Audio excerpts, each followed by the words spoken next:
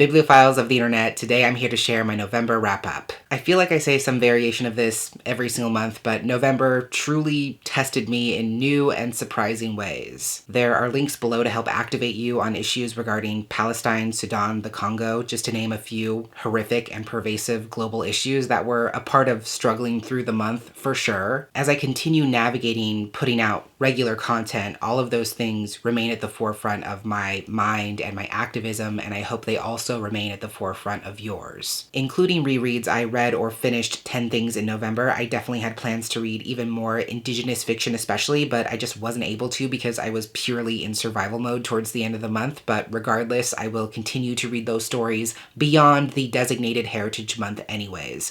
But with that said, let's get into it. The first book I finished in November was a carryover from October, and that was the audiobook for Minor Detail by Adoniya Shibli, translated by Elizabeth Jacquet and read by Sadie Scott. This is a harrowing piece of short fiction that blends together historical elements and contemporary elements. It tells the story of an unnamed Palestinian woman who learns about an incident where a young Palestinian girl was detained by Israeli settler colonial soldiers, gang raped by the squadron, and then unceremoniously killed. While this kind of experience is sadly not unique in the landscape of Palestinian history, the main character feels connected to this young girl because she realizes that all of this happened exactly 25 years to the day before her own birth. Content warnings for references to rape, instances of violence and graphic injury, explorations of mass murder and mass violence, and some explorations of Zionist ideologies. For context, in case you don't know, the reason why this book has been getting so much attention is not only because it's about Palestine and written by a Palestinian author in this cultural moment,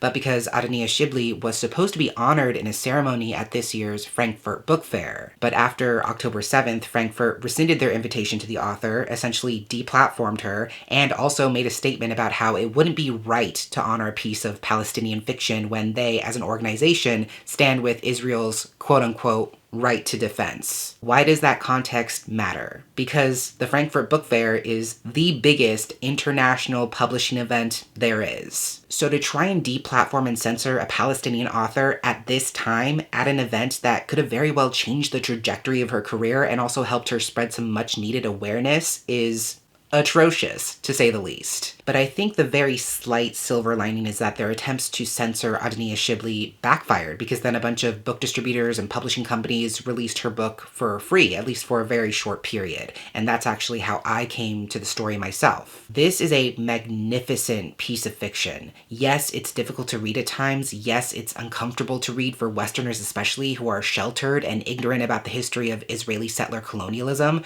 But even beyond the political context, which cannot and should not be divorced from this work, it is a stunningly written piece. There is not a single word in this concisely plotted story that isn't doing an immense amount of work. Every little thing matters in this story, which beautifully feeds back into the title and the thesis statement of the story itself. What the story is doing is taking a singular moment in history that, for all intents and purposes, has been forgotten, has been overlooked, has been relegated to being a footnote in history, if even that, and showing us why it matters. Part of the project of settler colonialism is to bank on global and collective overwhelm, to normalize the regular occurrence of horrific things until we become desensitized to them, until they all start to blur together in our minds, and the only way we can understand them is through generalizations or statistics. But Minor Detail demands that we deeply feel the impact of these individual violences and atrocities, that we learn how to parse this ongoing trauma and tragedy with specificity and intention. And like I said, the title beautifully ties into how the story is being told. Even though we don't spend a lot of time with these characters or even learn their names, we get to know a great deal about them based on these little details that are planted throughout the story and from even the smallest of their choices. The imagery Shibli chooses to employ, the metaphors she's committed to exploring throughout the story, the implications of the character's tiniest actions are all doing some seriously heavy lifting in the story to what I think is incredible success. And I think the story does such a brilliant job of showcasing the cyclical violence of Palestine's occupation across generations. Even though the social context of the young girl at the beginning of the story and the context of the main character arguably couldn't be more different, the narrator is no more free than that young martyr was. The main character is still very much at the mercy of Israeli soldiers. She could also be detained and tortured and raped and killed if she makes a single wrong choice, which there's an extremely high chance of under the tyranny of occupational law, by design. So the story forces you to ask yourself what, if anything, really separates the fate of these two Palestinian citizens besides the fact of a few decades. And the answer is nothing. Because the same violence that made that horrific murder and erasure of history possible still persists to this day. Adania Shibli is an extraordinary writer. She deserves all the recognition, all the accolades, all the space in the world. I encourage you to pick this one up if any of what I've said has resonated with you, and I gave this one 5 stars. After that, I read a poetry collection called Dear God, Dear Bones, Dear Yellow by Noor Hindi. Even if you don't recognize her name, you may be familiar with Noor Hindi's work. After the events of October 7th in Palestine, one of her poems, Fuck Your Lecture on Craft, My People Are Dying, went pretty viral online, and that's actually what led me to this collection, which is where it's from. Noor Hindi is a queer Palestinian-American poet, and this collection explores and pushes back against the intersections of her identities as Palestinian, as American, as an immigrant, as a queer artist and journalist, and is definitely underscored by a sense of political urgency. This is a phenomenal collection of poems. Before getting my own copy, I checked out the ebook from my library, and by the time I got to the end, there was not a single unannotated page. Noor Hindi is both a poet and a reporter, and there's a lot of tension between those two modalities, especially when so much of Western media specifically is committed to regurgitating Israeli propaganda and positioning Palestinians as being guilty of the crime of their own existence. So a lot of this collection is almost like a conversation between the speaker and herself, interrogating how she makes sense of navigating an industry that systematically aims to undermine and overlook the plight of her people, while also holding tight to the love, the connection, and even the grief she has for her homeland, her family, and her ancestors. It's an impossible question, really, but ultimately Hindi knows exactly who she is. She is firmly invested in truth-telling as opposed to telling the easy story, which is absolutely reflected in this work. Another big part of this collection is pushing back against this notion, this notably Western mindset, that a person must negotiate away parts of themselves in order to gain something else, whether that's safety, monetary gain, dignity, respect, or resources. In Noor Hindi's case, a lot of that ties back to her experience of coming from an immigrant family. There's a piece about taking her grandmother to get her American citizenship and how her grandma is expected to formally and legally denounce her homeland of Palestine in order to gain that citizenship. That's the legal part of it, but then socially she's also expected to carry herself from that moment forward as American first and foremost, which is not only an act of self-erasure, but also fundamentally dishonest. So a lot of these poems are exploring those nuances of how we carry multitudes within ourselves, how the complex parts of ourselves and the parts of ourselves that don't easily fit into the Western colonial narrative are worth cultivating and nurturing and loving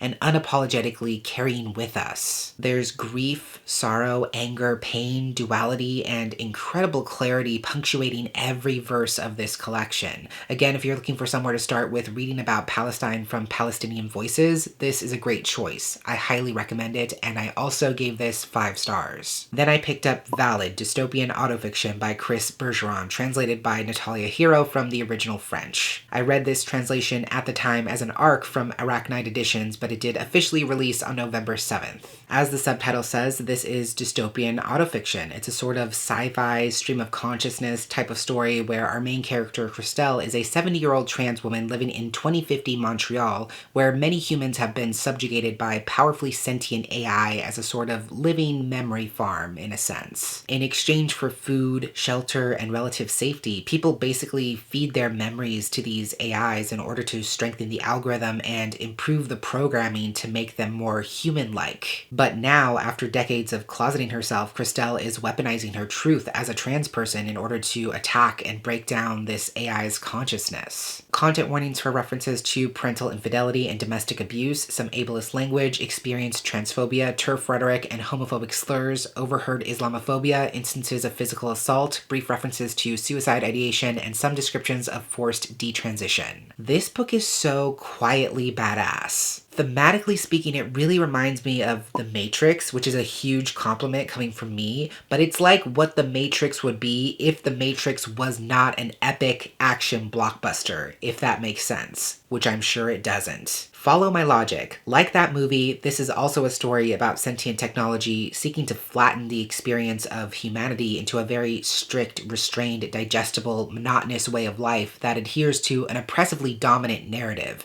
and anything or anyone deviating from that narrative is deemed as dangerous. The story is playing with that metaphor of the technological binary and paralleling that to the traditionally accepted gender binary, positioning transness as something outside of, something beyond, something that defies simple categorization and that by definition causes the system to break. It's experimental, it's cool, it's really well executed, but like I said, even though there is that sort of sci-fi dystopian element to it, the story itself is almost quiet and unassuming in comparison to that genre backdrop. In that respect, this story fundamentally understands the complex and often unorthodox formation of trans identity in a way that a lot of queer stories don't. I would wager that most trans people don't have a direct model for how their life should go or what their life can even look like in the future. So we find ways to see ourselves and express ourselves that to most people would never be read as inherently queer or trans. I'm not going to expand on that further. If you know, you know. That's why the premise of this story works so incredibly well, because being trans is a revolution in and of itself, and a lot of transness is discovered, seen, expressed, and felt in the quiet moments in really subtle ways. This AI, this algorithm that Christelle is interfacing with, cannot process complexity, nuance, or ideas and experiences that seem to conflict with each other on the surface. By refusing to flatten herself or censor herself or package her experiences in an easily digestible way that matches the acceptable or expected narrative, even the stereotypical trans narrative,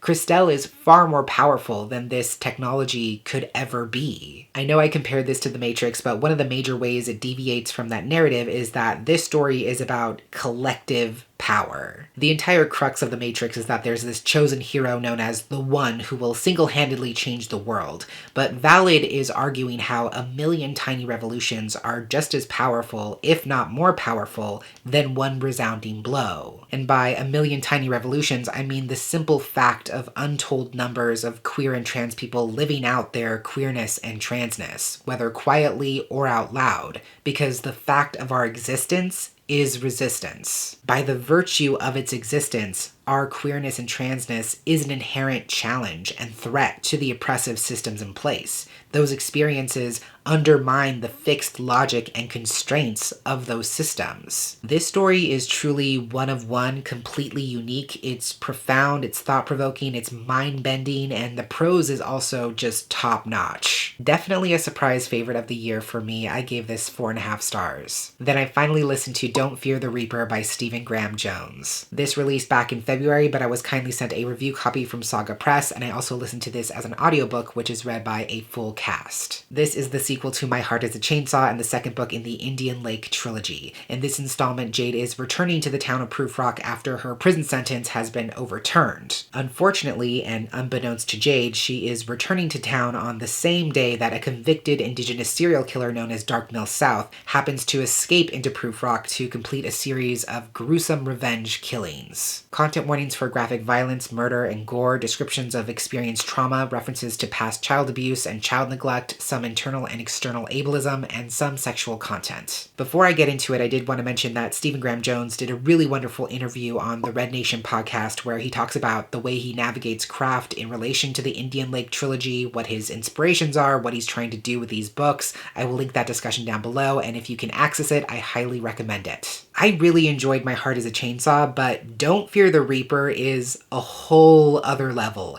It's expanding upon all the things that the first book did so successfully and so unforgettably, but taking it to a whole new place. One of the great things about this trilogy is that it both is and is not about indigeneity. The story isn't about Jade's indigenous identity or culture, but at the same time, she can't be divorced from those things either. We need more purely genre books that are not focused on extolling the virtues of our marginalized identities, mostly for the benefit of a white audience, let's just say it how it is. We need more purely genre books where marginalized characters just get to be the heroes and the villains of those stories, and the Indian Lake trilogy is definitely playing in that space. This is just gritty, gory, glorious slasher fare of the highest order. It's playing with all the conventions of a typical over-the-top slasher film, but also dares to imagine a young, weird, messed up indigenous woman as the final girl to end all final girls. I know I just said that this story isn't inherently about indigeneity, which it's not, but it also very subtly and meticulously creates this almost full circle moment that causes you to reckon with the fact that indigenous communities are like final girls themselves,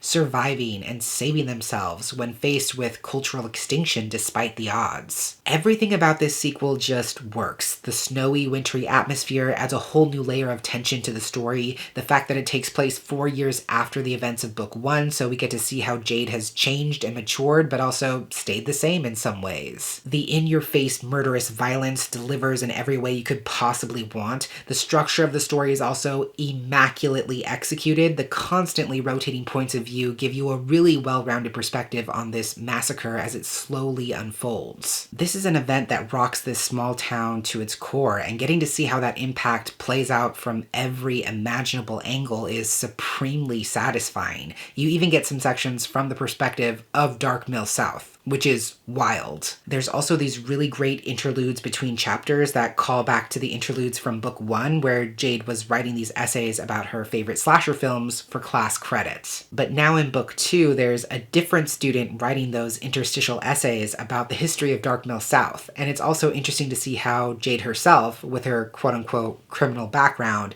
now becomes a subject of those essays. I can't say it enough, this book is perfectly conceived and perfectly executed in every possible way. If you're a fan of the horror genre, and especially the slasher genre, then this trilogy is not one to be missed. I can't wait to see what the third and final book holds. I gave this a resounding 5 stars. After that, I spent a weekend rereading 2 books I shared in a very special reading vlog to commemorate being on BookTube for 10 years as of November 22nd. As you may already know, those books were Vicious by V.E. Schwab and Daughter of Smoke and Bone by Laini Taylor. I can very confidently say that I thoroughly discussed both of those books in that vlog, which I will link down below, and you can check that out if you want to hear my thoughts. Then I picked up To Shape a Dragon's Breath by Monoquill Blackgoose. I listened to the audiobook, which was kindly provided by PRH Audio and which was read by Charlie Flight. This is a queer young adult historical fantasy story about a young indigenous woman named Anakus, who is the first person on her home island to find and bond with a dragon hatchling in many, many generations. This is a sacred relationship among her people, but because there hasn't been an Ampeshaweyasit among them for so long, the sacred ways to train and keep a dragon have been all but entirely lost. To make things worse, the English conquerors catch wind of this dragon hatchling and tell Anakus that she's been mandated to join an English dragon academy in order to learn the quote-unquote proper ways to train her dragon, and if either she or her dragon is found wanting, her dragon will be killed. Content warnings for explorations of colonization and anti-indigenous violence, including anti-indigenous slurs and death threats, some instances of experienced ableism, experienced bullying, exploration of massacre, brief references to suicide, and some instances of gun violence. As I said, this is a queer fantasy story. Anakus is queer and also polyamorous, consensually exploring multiple relationships throughout the story, and one of the prominent side characters is also unlabeled neurodivergent, most likely autistic. I love this so much. It's the decolonial fantasy of my dreams, not only in the sense that it's very overtly challenging colonial dominance and colonial oppression in the actual narrative, but also that it very clearly is a celebration of decolonial storytelling itself. Everything about this story, from the way it's structured, the way it's plotted, the way it's told, the peaks and valleys of conflict and resolution, the character work, is inherently decolonial in nature. It challenges what we expect from a fantasy story with dragons, and even though it leans far away from Western colonial modes of storytelling, it's compelling and it's exciting for those same exact reasons. If you go into this being open to a more delightfully slice of life type of historical fantasy story where the character is what's anchoring the story as opposed to the plot, then you're gonna have a great time, just like I did. And I have to say, I do love Anakus as a character. She is absolutely strong enough to carry this entire story. I love how she knows exactly who she is, and she never once wavers from the strength of her convictions, and never once deviates from the absolute truth of herself. Especially in a story like this about a young indigenous girl being thrown into this colonial dragon academy, you almost expect her to doubt herself, to be unsure about herself, to contend with this urge to assimilate, if only for her own safety. But Anakus never wavers from who she is, not once. It's refreshing, it's powerfully cathartic to have this character who's so connected to herself and her purpose,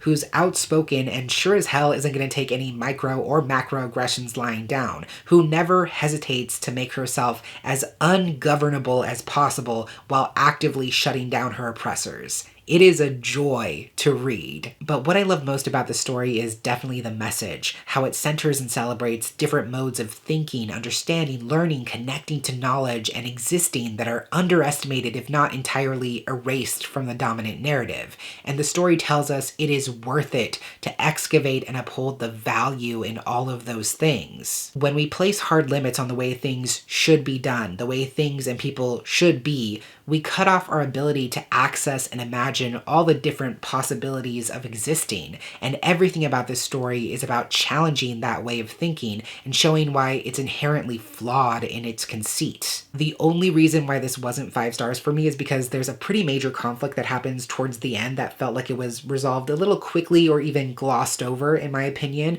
but that's such a minor note. This was still fantastic, and I gave it 4.5 stars. Then I picked up Kingdom of Without by Andrea Tang. This recently came out on November 28th, and I was sent a review copy from Simon Teen in conjunction with a book tour for Color Pages Book Tours. This story is an interesting mix of historical sci-fi and cyberpunk. It's an alternate history set in Beijing following Ninger, who's used to scraping by and fighting to survive in the Sixth Ring, which is the most impoverished and destitute section of the entire city. Desperate to find her next job, she hears about an anonymous employer looking to hire a thief. So she accepts, only to find that this employer is actually a high-ranking political official turned revolutionary who's hoping to lead a small band of insurgents to break out a rebel leader from a high-security laboratory. Content warnings for drug addiction, specifically with a parent, references to child neglect and child abuse, instances of violence, injury, and death, and some references to human experimentation. Listen, I'm a simple person. If you tell me a book is inspired by Les Mis by way of Six of Crows and Full Metal Alchemist, I will happily read it. And while I wouldn't go so far as to say that this story is a one-to-one match with any of those properties, I definitely saw very clear parallels to all of them throughout this. If you want a concise, tightly plotted political heist story, you can't do much better than this. My favorite thing about this story is that it exudes big, eat the rich energy. It's definitely about celebrating the underdog, the disenfranchised, the impoverished, and following them as they rise up against the ruling class. And can I just say, I love an inside job. I love a small band of insurgents plotting to take down their government from the inside. I love a political puppet who's secretly a bleeding heart revolutionary hell-bent on revenge. That's definitely where I saw the Full Metal Alchemist parallels, and I am not mad about it. The story really comments on corruption in the medical industry, the commodification of health and medical advancements, and how those things are often reserved for the upper class and intentionally kept out of reach from the people who need to access them most. That definitely plays a big role in what spurs these characters to act out of desperation. Like I said, the story is plot-forward, action-packed, full to the brim with tension and suspense. There's a nice little found family element and some slow-burn romance going on as well, which I can't complain about, but thematically is really where this story just sings. It's exploring how we keep moving forward, especially when things seem impossible or hopeless. It's about how atonement doesn't mean surrendering yourself or taking the easy way out, but rather putting in the work every single day to make better choices and make the world a better place. That, by far, is my favorite conversation the story is having. It's an extremely nuanced look at the personal responsibility we all have to undertake immense emotional labor if we are to truly understand our role within the liberation movements. We need to be active participants in our own liberation. We can't depend on other people to do the work that we need to be doing ourselves.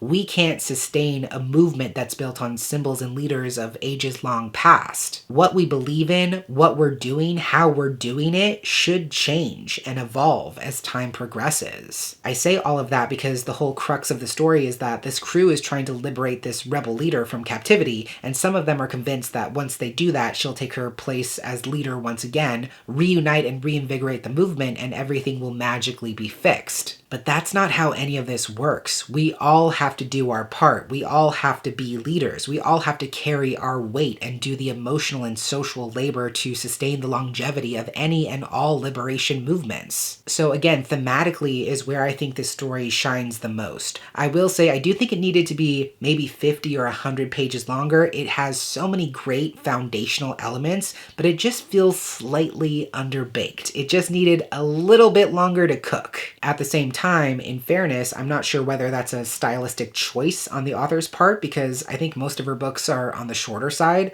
Either way, there just needed to be more development for me to feel like this was really a home run, but because the thematics resonated so strongly for me, and because the mixture of genre elements was so unique, I would still give this 3.5 stars. Penultimately, I did a hybrid read of Against the Loveless World by Susan Albahawa. I read the first half physically and listened to the second half as an audiobook, which is read by the author herself. This is an epic character study following a young Palestinian refugee named Nar, who's narrating the story from her prison cell where she's locked in solitary confinement by the Israeli government. From that cell, she's reflecting on the events that landed her in prison, starting from where she was born in Kuwait and following the epic story of her life, moving through so many temporary homes until eventually she landed in her homeland of Palestine, where she was ultimately detained. Content warnings for depictions of imprisonment, explorations of Zionism, some experienced fat phobia, references to infidelity, some sexual content, and depictions of both sex work and rape, descriptions of graphic injury and physical abuse, vomit, references to both voluntary abortion and forced pregnancy loss,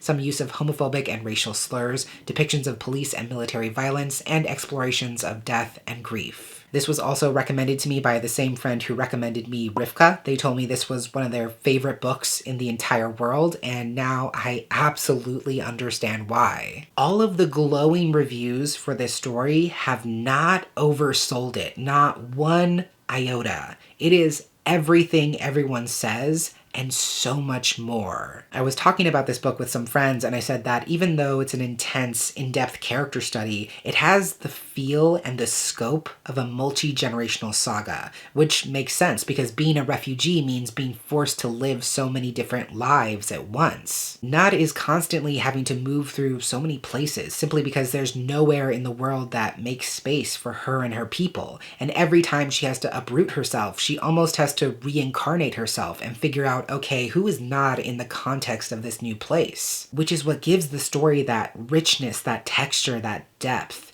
Even though you're following the movements of one character and her family, you're seeing the multitudes that make up her personhood, and you as the reader are not given the choice to see her as anything less than real and complex. And my favorite part about Nad as a character is that she is deeply imperfect. She's a disreputable woman. In the eyes of the public, she's dishonorable. She's done questionable things. In the eyes of the Israeli government, she's objectively a criminal. But none of those things overshadow her right to space, to existence, and to freedom. Especially in the Western world, when we see people being oppressed anywhere, this narrative of the perfect victim begins to arise. People in Western colonial cultures expect the oppressed to prove their humanity, to prove their worth, and to prove that they're worth saving because they're quote-unquote good people, even in the midst of humanitarian crises. Whenever people push back against liberation movements, the unspoken implication is that the oppressed are not worth saving, that they must have done something wrong to deserve oppression or extinction or violence. And I love that this story fiercely pushes back against that narrative. Nad is a liar. She's a divorcee. She's done sex work. She's conspired against the IOF in ways both big and small. She's stolen. She's swindled. She's cheated. She's done whatever it takes in order to survive.